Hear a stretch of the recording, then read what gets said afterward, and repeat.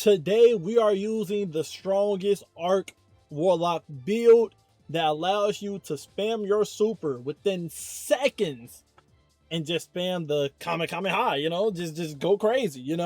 So in today's build, we are using Geomax Stabilizer. Geomax Stabilizer allows you to have a longer chaos reach, right? With your super, meaning more damage. But the main important part here is collecting ionic traces grant you energy for chaos reach. So we got on the new armor set, Lemio Potent, that makes it that final blows with the 4-piece, final blows with Jote or against Joted combatants create ionic traces. So if I get my arc alignment up right with this Lodestar, and then I activate the arc alignment perk, every kill I get will make an ionic trace. There's no cooldown. So what does that mean? As y'all can see, that means I get my super within seconds without even trying. Okay, so that's what we're mainly focusing this build on, and we got other ways to make the super come back even quicker. The stats you want to go for is 200 super. Of course, we use a super font in this build, and try to get as high as you can when it comes to grenade stat and get your class stat to like 100, and you're good to go. Okay. Now, this build is good for -40, obviously. As you see, it's the gameplay footage I showed at the beginning. But -50, I'm not going to lie to you guys, Arc is probably the hardest class you can use for Warlock in -50. Hardest class. Because the only thing you got for damage reduction is Amplified. And Amplified is goated, don't get me wrong. But Warlocks have no way to heal themselves while inside Arc.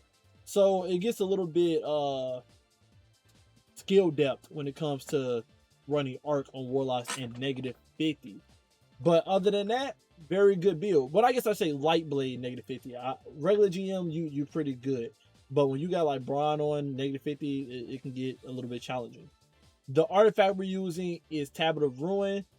Very important, using Elements to Supercharger. This makes it that as we kill enemies that are exhausted or severed, we get bonus super energy. Lodestar is a weapon that is an overload weapon. As I told you guys before, overload weapons automatically exhaust people.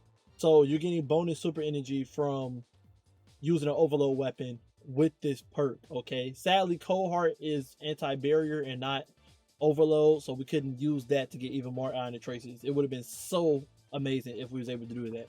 But we found our way with Lodestar, right? We got on Defibrillating Blast. We're doing all this arc stuff. You can switch this to shreds if you want. If you're rocking like Festival Flight to do some Sever and whatnot, get Wolf and Melee in your build. Because like I said, arc don't have the strongest healing capabilities when it comes to damage reduction and whatnot, survivability.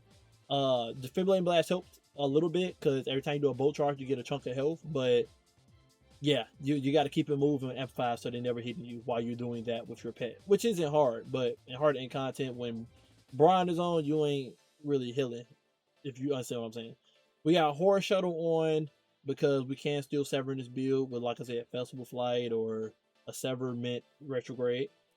Harsh Refraction to buff up the damage of Lodestar by 35%, if I remember correctly. While they got a arc debuff on them. We got Flash over on to make that our bolt charge do even more damage. We got Dielectric on so we get more HP and make more overpower where we kill people that's arc debuffed. And then we have Elemental Siphon that make it that we get even more super energy from picking up iron traces because it's an elemental pickup that matches our super. So that stacked on top of Geomag is giving our super back just insanely fast, okay? Subclass, of course, Chaos reaches the super. Class ability, we're using Healing Rift, so we camp inside the rift, get our Arc Souls, and then kill people while we inside our rift using Lodestar. Your melee build if you want. I'm using Ball Lightning. Post Grenade, strongest grenade you can use. Arc Soul, like I said, we want to be able to jolt these enemies and kill them so we can get Iron Trace, and Arc Soul is the easiest way to just keep applying jolt because of Spark of Frequency, not Spark Frequency, Spark of Shock working with it. We have on Electrostatic Mine. Not only does this give us amplify immediately when we pick up an iron trace, making survivability very easy. This make more iron traces whenever you defeat a jolted or blinded target.